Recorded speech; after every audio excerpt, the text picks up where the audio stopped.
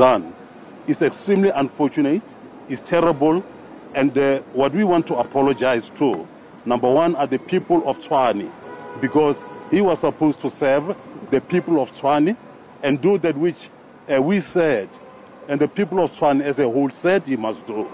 But even beyond that, because Tshwane is the capital of the entire country, and actually one would say the entire continent, extremely important. For him to then have reason to do this kind of thing is very sad. And we are very angry and want to apologize. I want to emphasize to the people of Tshwane, to the people of South Africa, that a man has reason to do things which are wrong. And as an organization, we did not know this.